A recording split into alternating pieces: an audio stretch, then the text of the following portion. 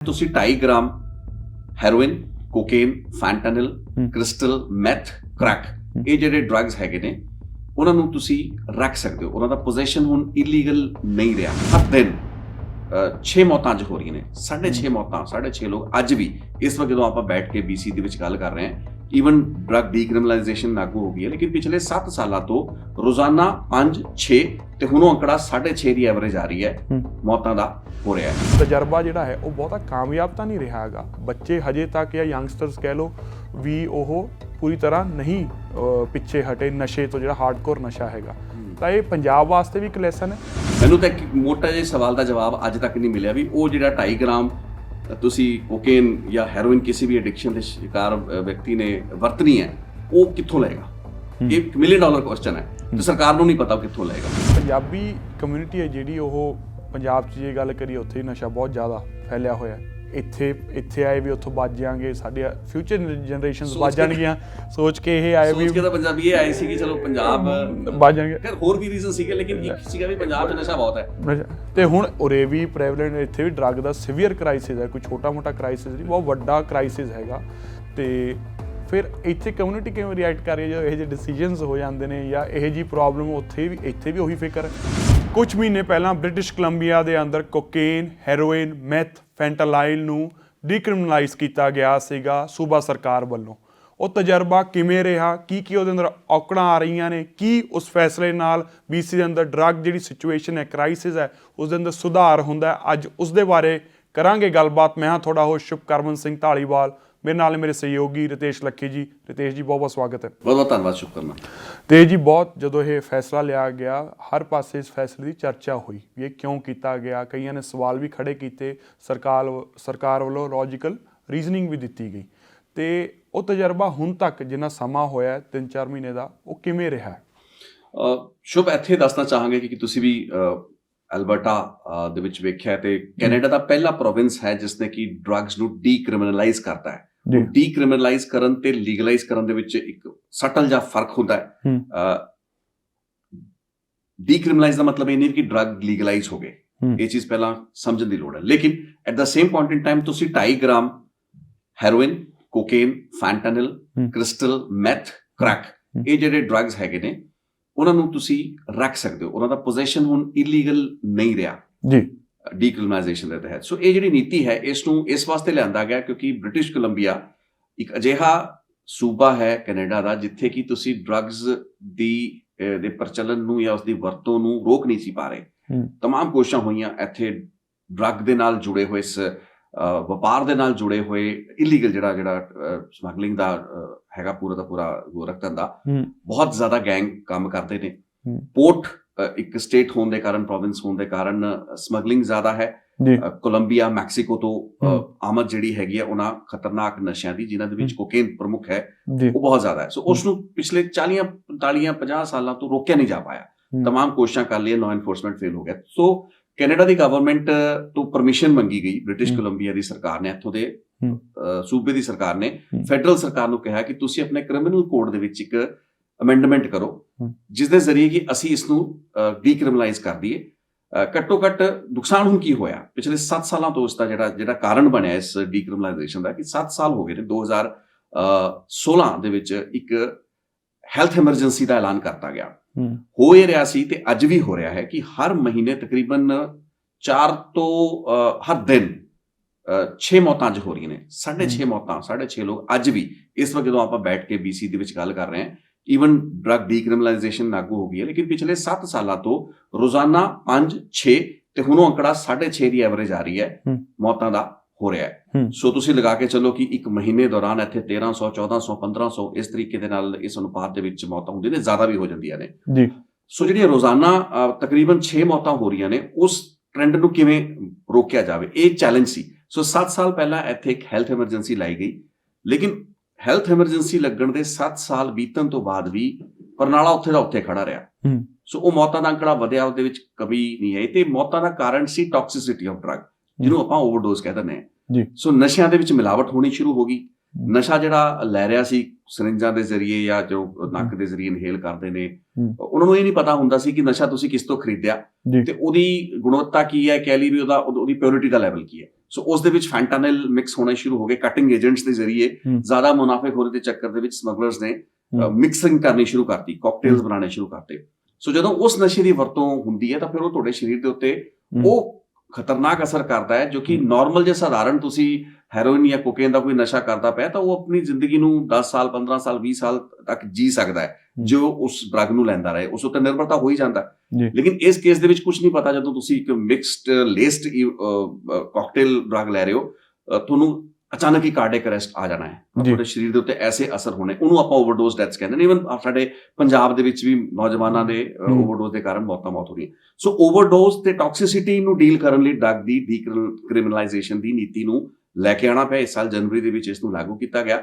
ਸੋ ਹੁਣ 2.5 ਗ੍ਰਾਮ ਜਿਹੜਾ ਨਸ਼ਾ ਹੈ ਉਸ ਨੂੰ, ਕਿਉਂਕਿ ਪਰਪਸ ਇਹ ਸੀ ਵੀ ਸਟਿਗਮੇਟਾਈਜ਼ ਨਾ ਹੋਵੇ, ਇੱਕ ਜਿਹੜਾ ਡਰੱਗ ਐਡਿਕਸ਼ਨ ਦਾ ਸ਼ਿਕਾਰ ਸ਼ਖਸ ਹੈ ਜਿਸ ਨੂੰ ਕਹਿੰਦੇ ਇੱਕ ਪੇਸ਼ੈਂਟ ਤਰੀਕੇ ਨਾਲ ਮੰਨਿਆ ਜਾਂਦਾ ਹੈ, ਇੱਕ ਮਨੁੱਖੀ ਉਸ ਦੇ ਪ੍ਰਤੀ ਵਤੀਰਾ ਦਿਖਾਉਂਦੇ ਹੋਏ ਵੀ ਉਸ ਨੂੰ ਇਹ ਨਾ ਲੱਗੇ ਕਿ ਮੈਨੂੰ ਸਮਾਜ ਤਿਰਸਕਾਰ ਕਰਦਾ ਪਿਆ ਹੈ। ਸੋ ਉਹ ਜੇ 2.5 ਗ੍ਰਾਮ ਨਸ਼ਾ ਲੈ ਕੇ ਤੁਰਦਾ ਪਿਆ ਹੈ ਉਸ ਨੂੰ ਹੁਣ ਪੁਲਿਸ ਤੰਗ ਨਹੀਂ ਕਰ ਸਕਦੀ, ਇੱਥੇ ਉਸ ਤੋਂ ਨਸ਼ਾ ਖੋਹ ਨਹੀਂ ਸਕਦੀ। ਇਹ ਇਸ ਡਰੱਗ ਡੀਕ੍ਰਿਮੀਨਲਾਈਜੇਸ਼ਨ ਦੀ ਜਿਹੜੀ ਨੀਤੀ ਹੈ ਉਸਨੇ ਲਿਆਂਦਾ ਹੈ। ਸੋ ਅਸਰ ਇਹਦੇ ਆਉਣ ਵਾਲੇ ਕੁਝ ਮਹੀਨਿਆਂ ਜਾਂ ਸਾਲਾਂ ਦੇ ਵਿੱਚ ਦਿਸਣੇ ਸ਼ੁਰੂ ਹੋਣਗੇ, ਕਿਉਂਕਿ ਉਹ ਜਿਹੜਾ ਅੰਕੜਾ ਹੈ ਜੇ 3 ਮਹੀਨੇ ਹੋਏ ਨੇ, ਰਫਲੀ 3 ਮਹੀਨੇ ਹੋ ਚੁੱਕੇ ਨੇ।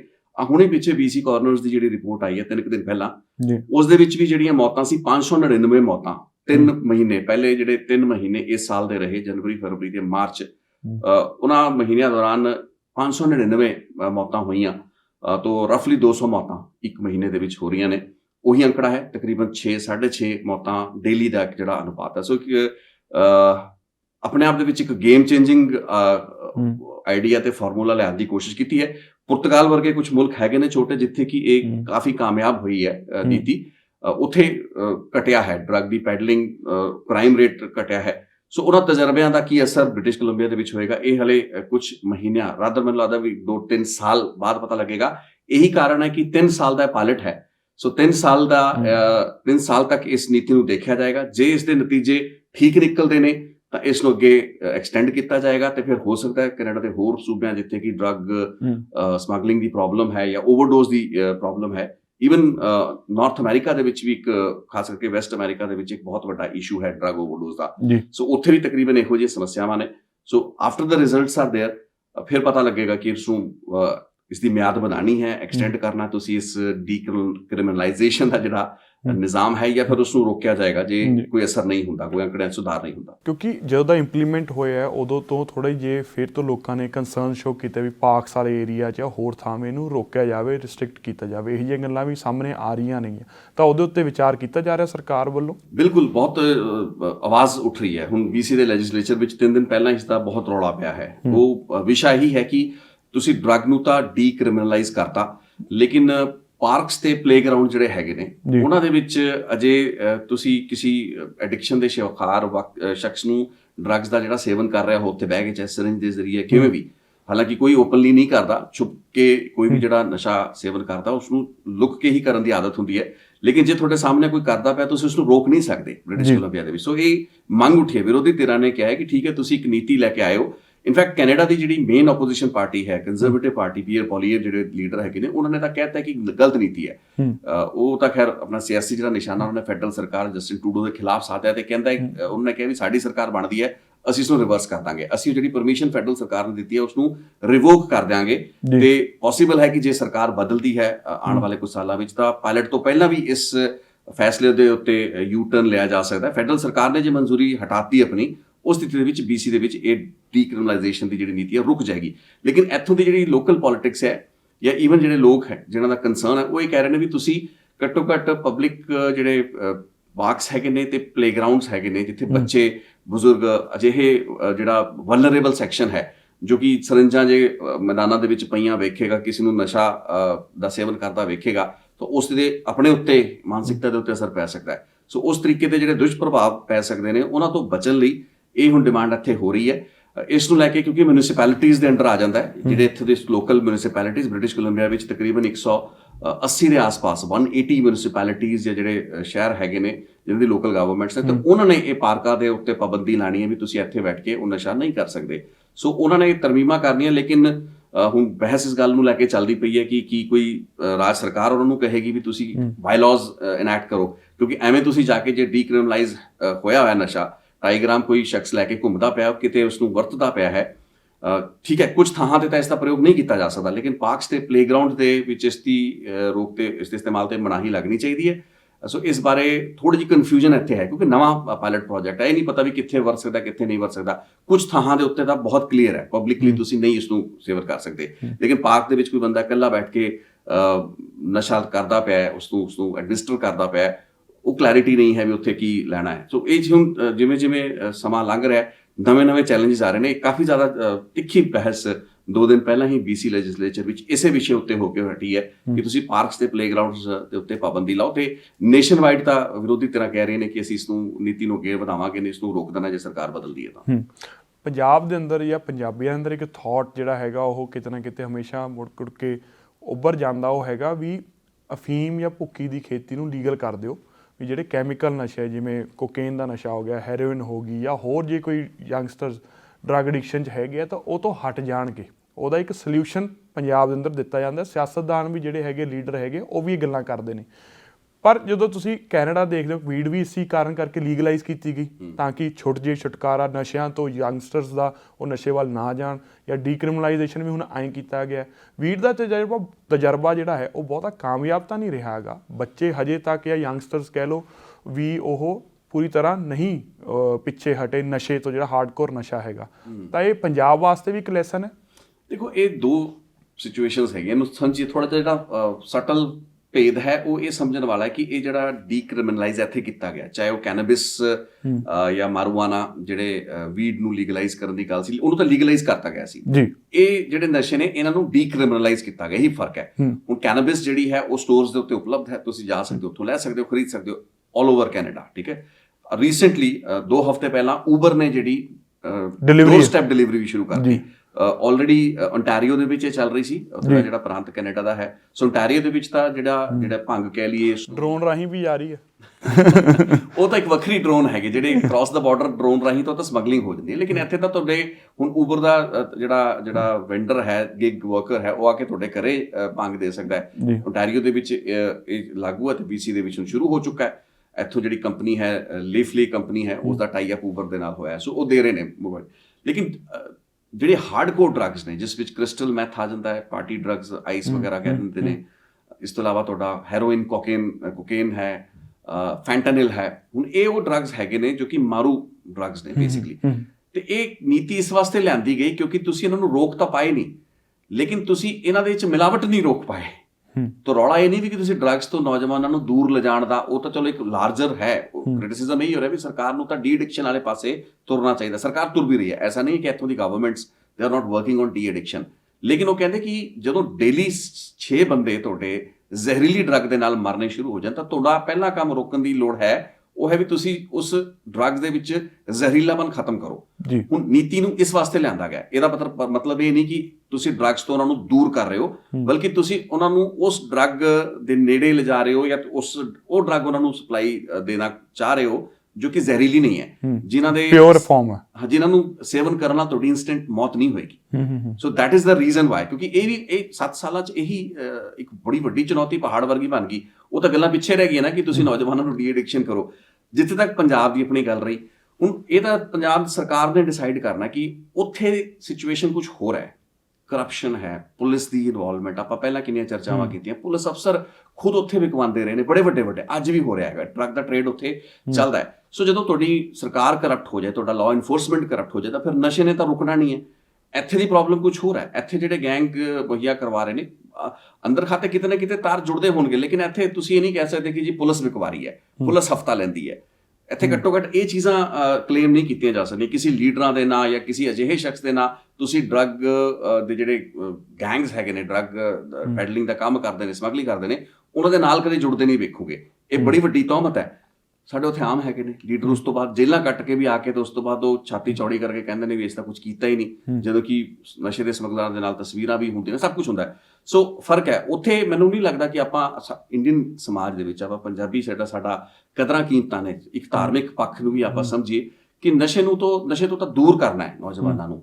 ਤੁਸੀਂ ਇਹ ਹਥਿਆਰ ਨਹੀਂ ਪਾ ਸਕਦੇ। ਮਤਲਬ ਪੰਜਾਬ ਦੇ ਵਿੱਚ ਇਹ ਨਹੀਂ ਤੁਸੀਂ ਕਹਿ ਸਕਦੇ ਬ੍ਰਿਟਿਸ਼ ਕੋਲੰਬੀਆ ਵਾਂਗ ਜੀ ਇੱਥੇ ਤਾਂ ਕੋਲੰਬੀਆ ਤੇ ਮੈਕਸੀਕੋ ਤੋਂ ਡਰੱਗ ਆਉਂਦੀ ਹੈ। ਤੁਹਾਡਾ ਲੈਂਡਲੌਕਸ ਤੁਸੀਂ ਸਟੇਟ ਹੋ, ਹੈ ਨਾ। ਆਪਾਂ ਪੰਜਾਬ ਲੈਂਡਲੌਕ ਸਟੇਟ ਆ, ਸੋ ਉੱਥੋਂ ਜਿਹੜੀ ਸਮਗਲਿੰਗ ਜਿਹੜੀ ਹੋ ਰਹੀ ਹੈ ਉਹ ਕਿਸੇ ਨਾ ਕਿਸੇ ਲੈਂਡ ਰੂਟ ਤੋਂ ਹੀ ਆ ਰਹੀ ਆ। ਅਸਮਾਨ ਤੋਂ ਉੱਡ ਕੇ ਤਾਂ ਹੁਣ ਡਰੋਨ ਹੀ ਆਉਣੇ ਸ਼ੁਰੂ ਹੋਏ ਨੇ, ਉਹ ਵੀ ਗੇਰ ਗੁਰ ਦਿੱਤੇ ਜਾਂਦੇ ਨੇ। ਲੇਕਿਨ ਜਿਹੜੀ ਅਦਰਸ ਰੂਟਸ ਹੈਗੇ ਨੇ ਸਮਗਲਿੰਗ ਦੇ, ਉਹਨਾਂ ਨੂੰ ਬੰਦ ਕਰੋ, ਫਿਰ ਉਹ ਲੋਕਾਂ ਨੂੰ ਡਿਸਇਨਸੈਂਟਿਵਾਈਜ਼। ਉੱਥੇ ਤਾਂ ਬਹੁਤ ਕੁਝ ਕੰਮ ਕਰਨਾ ਬਾਕੀ ਹੈ। ਪਹਿਲਾਂ ਜਦ ਤੱਕ ਉਹ ਯਤਨ ਨਹੀਂ ਕੀਤੇ ਜਾਂਦੇ ਉਦੋਂ ਤੱਕ ਠੀਕ ਹੈ। ਡਾਕਟਰ ਧਰਮਵੀਰ ਗਾਂਧੀ ਹੋਰਾਂ ਵਰਗੇ ਕੁਝ ਲੋਕਾਂ ਨੇ ਗੱਲ ਕੀਤੀ ਤੇ ਕੁਝ ਹੱਦ ਤੱਕ ਇਹ ਠੀਕ ਵੀ ਸੀ, ਕਿਉਂਕਿ ਜਿਹੜੀ ਓਪੀਐਮ ਹੈ, ਅਫੀਮ ਦਾ ਇੱਕ ਵੱਖਰੇ ਕਿਸਮ ਦਾ ਨਸ਼ਾ ਹੈ ਤੇ ਉਹਦੇ ਸਰੀਰ ਦੇ ਉੱਤੇ ਜਿਹੜੇ ਅਸਰ ਨੇ ਉਹ ਦਵਾਈ ਦੇ ਪੱਖੋਂ, ਮੈਡੀਸਿਨਲੀ ਤੇ ਸਿਹਤ ਦੇ ਪੱਖੋਂ ਚੰਗੇ ਵੀ ਨੇ। ਸੋ ਆਪਾਂ ਨੂੰ ਉਸ ਚੀਜ਼ ਨੂੰ ਸਮਝਣਾ ਪੈਣਾ ਵੀ ਤੁਸੀਂ ਕਿਸ ਸਬਸਟੈਂਸ ਦੀ ਗੱਲ ਕਰਦੇ ਪਏ ਹੋ।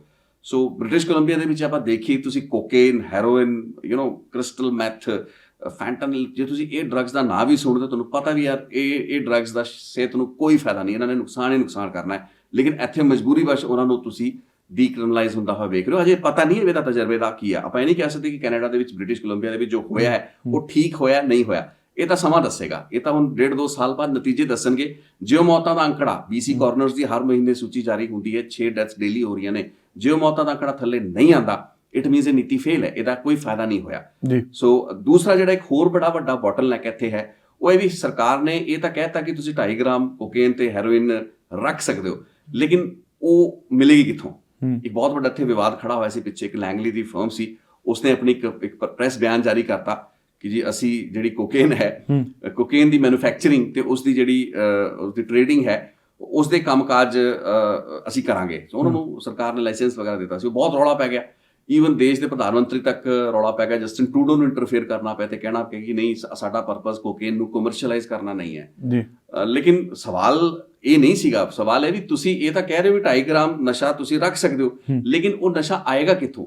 ਜਦ ਤੱਕ ਸਰਕਾਰ ਉਸ ਦੀ ਸਪਲਾਈ ਚੇਨ ਕਲੀਅਰ ਨਹੀਂ ਕਰਦੀ ਵੀ ਉਹਨੂੰ ਮਿਲਣਾ ਕਿੱਥੋਂ ਹੈ ਨਸ਼ਾ। ਜੇ ਉਸਨੇ ਜਾ ਕੇ ਫਿਰ ਉਸੇ ਡਰੱਗ ਸਮਗਲਰ ਤੋਂ ਉਸ ਨਸ਼ੇ ਨੂੰ ਲੈਣਾ ਹੈ 2.5 ਗ੍ਰਾਮ ਤੇ ਉਹਦਾ ਸੇਵਨ ਕਰਕੇ ਉਹ ਮੌਤ ਨੇ ਹੋਣਾ ਹੈ, ਫਿਰ ਡਰੱਗ ਨੂੰ ਡੀਕ੍ਰਿਮੀਨਲਾਈਜ਼ ਕਰਨ ਦਾ ਕੋਈ ਮਤਲਬ ਹੀ ਨਹੀਂ ਬਣਦਾ, ਫਿਰ ਤਾਂ ਨੀਤੀ ਫੇਲ ਹੈ। ਸੋ ਇਸ ਪੱਖੋਂ ਮੈਨੂੰ ਉਹ ਜਿਹੜੀ ਚੇਨ ਆ ਟੁੱਟੀ ਹੋਈ ਨਜ਼ਰ ਆ ਰਹੀ ਹੈ, ਕਿਉਂਕਿ ਉੱਥੇ ਮੈਨੂੰ ਨਹੀਂ ਪਤਾ ਕਿ ਅੱਜ ਤੁਸੀਂ ਹੈਰੋਇਨ ਜਾਂ ਕੋਕੇਨ ਜਾਂ ਕ੍ਰਿਸਟਲ ਮੈਥ ਬ੍ਰਿਟਿਸ਼ ਕੋਲੰਬੀਆ ਦੇ ਵਿੱਚ ਕਿਤੇ ਵੀ ਹਾਸਲ ਕਰਨੀ ਹੈ, ਕੀ ਤੁਹਾਡੇ ਕੋਲ ਐਸੇ ਸਟੋਰਸ ਹੈਗੇ ਨੇ ਜਿਵੇਂ ਕੈਨਾਬਿਸ ਦੇ ਸਟੋਰ ਖੁੱਲੇ ਹੋਏ ਨੇ? ਤੇ ਮੈਨੂੰ ਲੱਗਦਾ ਲੈਂਗਲੀ ਦੀ ਜਿਹੜੀ ਫਰਮ ਸੀ, ਨੀਤੀ ਤਾਂ ਇਹੀ ਹੋਣੀ ਚਾਹੀਦੀ ਹੈ ਕਿ ਤੁਸੀਂ ਕੋਕੇਨ ਸਰਕਾਰ ਹੁਣ ਸਪਲਾਈ ਕਰੇ।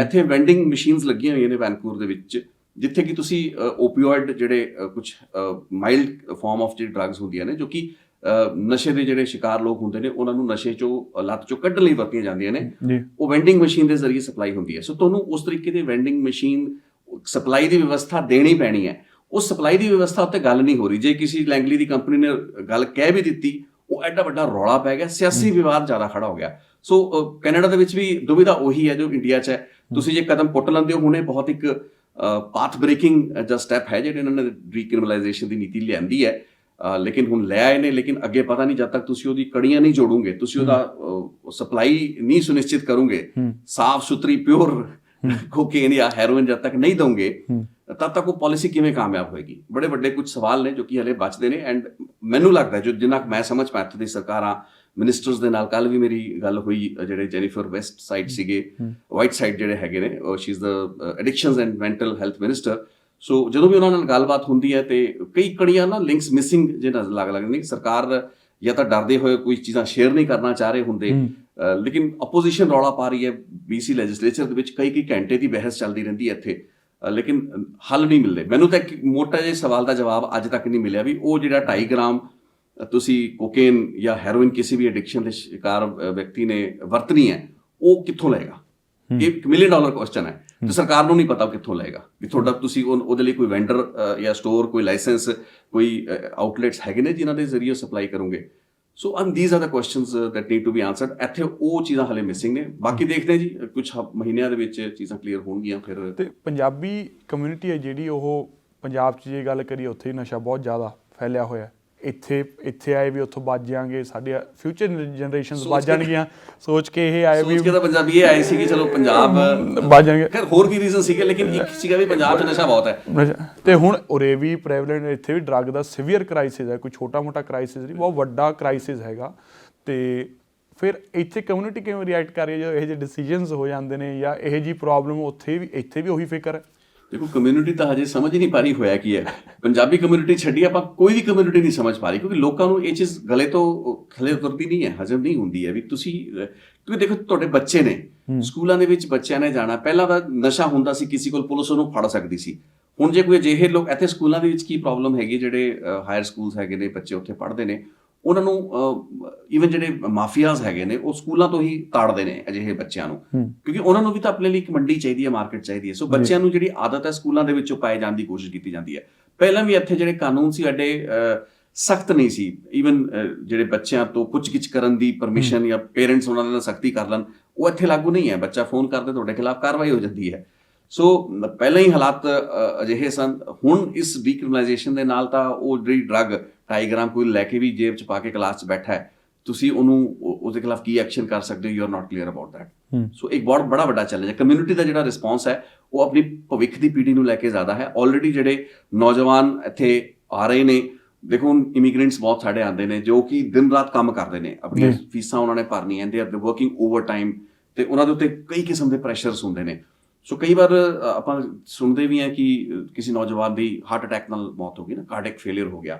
ਹੁਣ ਯੂਜੂਅਲੀ ਗੱਲਾਂ ਬਾਤਾਂ ਇੱਕ ਸਟਿਗਮਾ ਜਿਹੜਾ ਅਟੈਚ ਉਸ ਕਾਰਨ ਕਈ ਵਾਰ ਬਾਹਰ ਵੀ ਨਹੀਂ ਆਉਂਦੀਆਂ, ਲੇਕਿਨ ਕਈ ਕੇਸਾਂ ਦੇ ਵਿੱਚ ਅਜਿਹਾ ਹੁੰਦਾ ਹੋਏਗਾ ਜਦੋਂ ਕਿ ਇਸ ਤਰੀਕੇ ਦੇ ਡਰੱਗਸ ਲਏ ਜਾਂਦੇ ਨੇ, ਓਵਰਡੋਜ਼ ਦੇ ਕਾਰਨ ਉਹ ਮੌਤ ਹੁੰਦੀ ਹੈ, ਤੇ ਉਸ ਨੂੰ ਫਿਰ ਹੁੰਦਾ ਤਾਂ ਹਾਰਟ ਅਟੈਕ ਜਾਂ ਕਾਰਡਿਕ ਫੇਲਿਅਰ ਜਾਂ ਕੁਝ ਅਜਿਹੀ ਸਮੱਸਿਆ ਹੀ ਹੁੰਦੀ ਹੈ ਨਾ, ਜਿਸ ਦੇ ਵਿੱਚ ਅਚਾਨਕ ਤੁਹਾਡੀ ਹਾਲਤ ਖਰਾਬ ਹੋ ਜਾਂਦੀ ਹੈ ਤੇ ਤੁਸੀਂ ਮਰ ਜਾਂਦੇ ਹੋ।